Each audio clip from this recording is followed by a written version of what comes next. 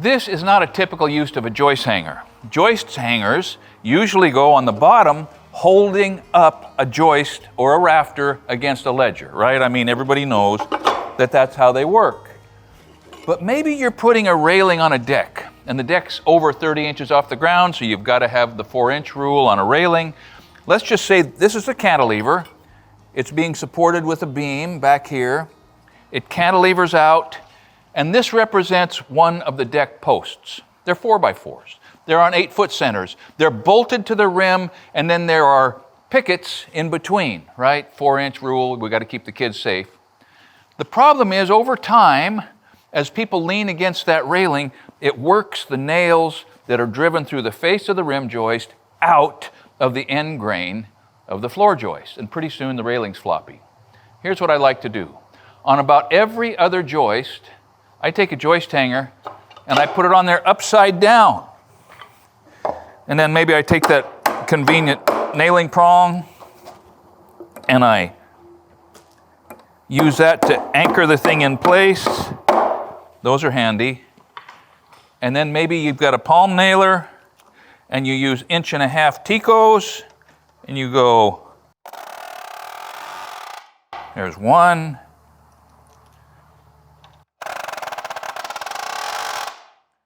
You get the idea.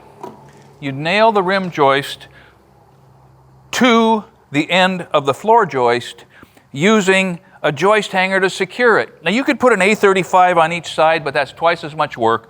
I like to just turn a joist hanger upside down every so often to make that a permanent connection. So that was kind of a bonus tip. Figured that out after about 20 years of building decks. But let me show you the things that are either going to cost you time, money, or maybe your job if you don't put joist hangers in the right way, and especially if you have to please an inspector. First of all, a typical joist hanger, this is a 2x4 joist hanger. This one doesn't have those convenient prongs for hanging it, but this is a nice joist hanger. I like to squeeze them down a little bit so that you have to stretch them to get them over the piece. That's especially handy if you're going to take a joist and put it up in the air. You just squeeze it down so it'll ride, okay? But let's just say that everything's in place and you've got the joist where you need it, which I like to do, by the way, and then come back and put the joist hanger on. And then you pull out your handy-dandy handful of drywall screws. Don't you love it when everything's in place and you're at the top of the ladder and you got the wrong bit in your Makita? Well, back to our story. While everybody's watching, there it is. You pull out a drywall screw. That is always, in every case, the wrong screw to use in a Simpson or any other kind of a joist hanger. That's just wrong. It's wrong every way because these things snap off like every darn time. And if they don't snap off when you put them in, they're going to snap off as the wood shrinks and swells and these things corrode away. So please, please never use a drywall screw to anchor any kind of a framing anchor, joist hanger, A35, I don't care what it is. Throw your drywall screws away when you're doing this work. So the second mistake is to use an ordinary framing nail through these things. Don't do it. They will fail sooner than they should. Use a galvanized Tico nail. They are nails that are made specifically for fastening framing anchors. They're usually 8 gauge or 9 gauge. That's somewhere around 0.148 inches in diameter. That's an 8 gauge nail, 2.5 inches. That's a 9 gauge nail, 1.5 inches. You can tell what your length ought to be just by looking at what you're nailing into, right? We're going to use a hand drive situation to demonstrate some of the challenges of doing this with the camera running. But it's a short nail, and it's unhandy. But I mean, it works. It goes in. We'll do the other side. It's a good idea to sort of tap them over there so you got bearing.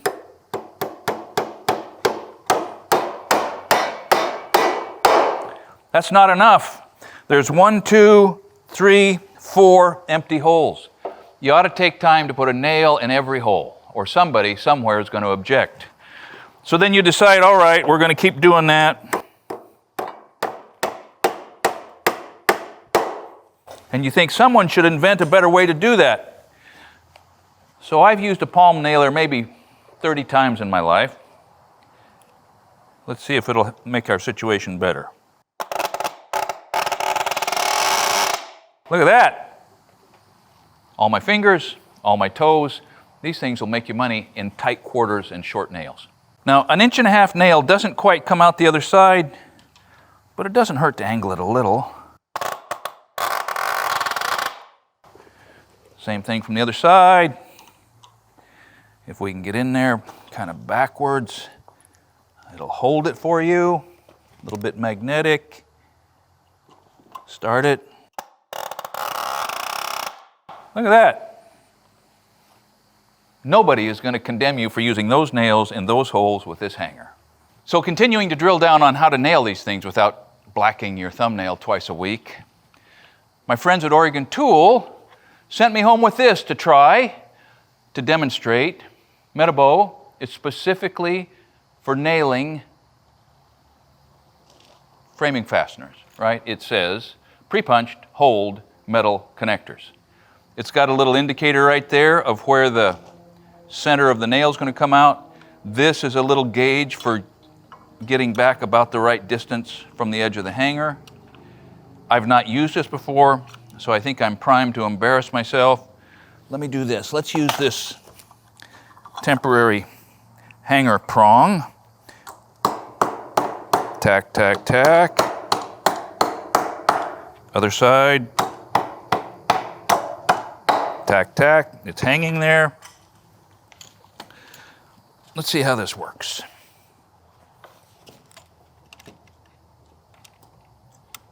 Of course, we've got our safety glasses on. Pretty good. I can see a guy would have to get used to these things. That seems to be about where it goes. Bam. And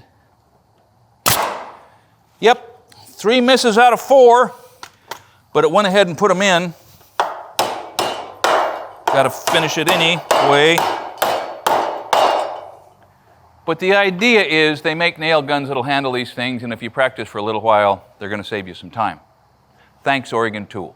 Now, don't cheap out on short nails and 2x4 hangers.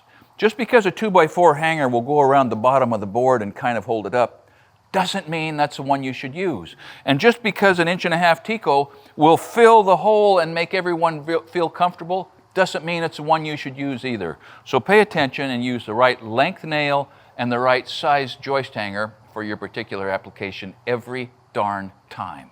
Now, that hanger you just saw me struggling with is an exceptionally heavy 2x6 hanger. It has top flanges, so you can put a nail in the top.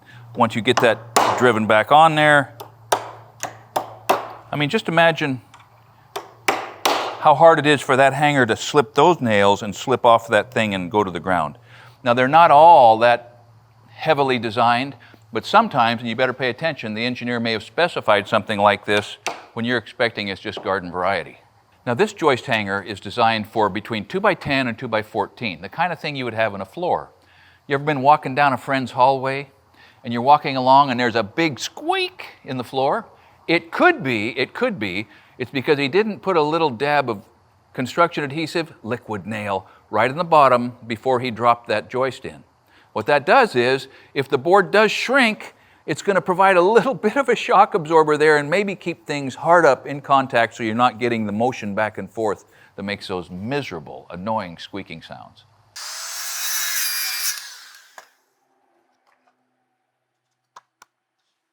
You remember I talked about pinching the joist hanger down so that it will ride your joist up to put it on the wall?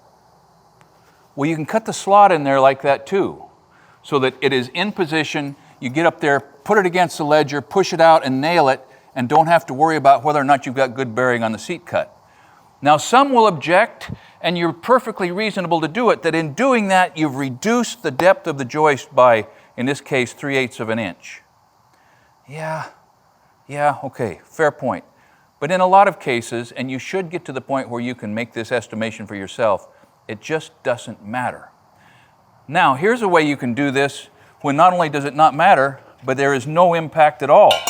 And that is, if you're hanging rafters off of a ledger in hangers. And sometimes that's what engineers want. So you got your plumb cut.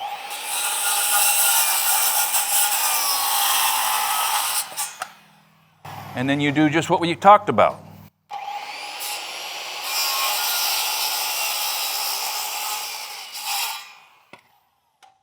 Put a slice in there. Take the specified hanger, push it in,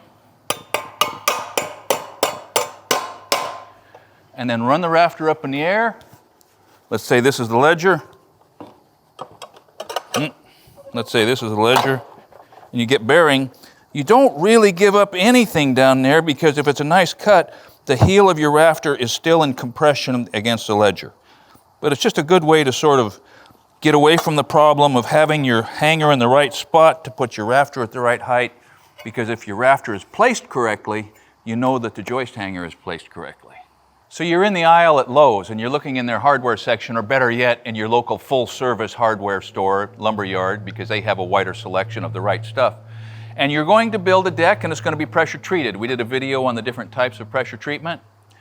If it's outside and it's pressure treated, it needs to be a Z-Max sort, or at least have a Z at the end of the numeral designation. That indicates that it is intended for exterior in contact with pressure-treated material, because the copper in these things and the other juices and magic potions that these things are soaked in will devour an ordinary joist hanger in just a relatively short period of time. So Z-Max or its equivalent is important outside with pressure treated. Now there's one more thing right here standing on this side of our imaginary deck ledger, and that is, let's say that I didn't have this arrangement in here, that I nailed in like there's no tomorrow.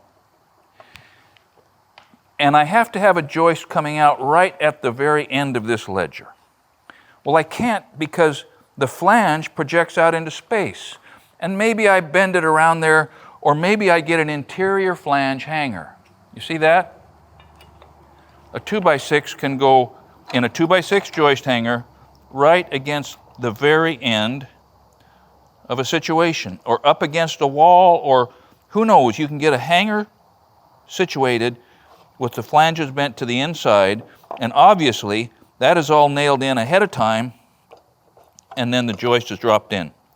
So take a piece of the board that's going in, maybe like just as a spacer, something light, hold it in there, make sure it's right, mark that hanger carefully, take it out, and nail it. Interior flange. Z-Max. Just a couple more things, wrapping this up. You're going down the aisle at the lumber yard. You think, oh, I've got a 4x12 that has to hanger off the ledger against the side of the house. And you see a 4x12 hanger and you grab it and you head out. And when you get to the job, let's say this is 4x12, 3.5 by 11.5. You go, what? It's too little. That's because that's not for a 4x12. That's for putting together two laminated 2x12s. You see that?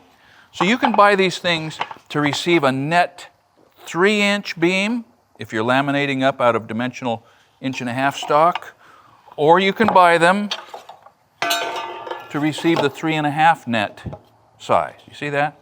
So pay attention. This is for a 4x, this would be just right for a 4x6, which is what I have in my hand here. Yes, LUS 4.6. It's not Z-Max, but that is a joist hanger, a beam hanger for a beam that size.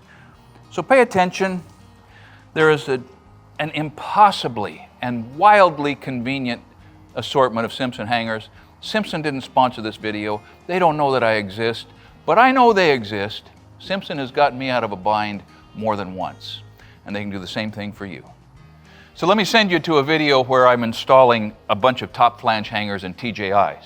You can buy hangers that have the width for TJIs and any readily manufactured engineered wood product. It's on our Spec House series, rolling the joists and then rolling the joists again. But you can see me throw long TJIs over a pretty ample crawl space in the series where we show 140 videos on building a spec house from the ground to the top.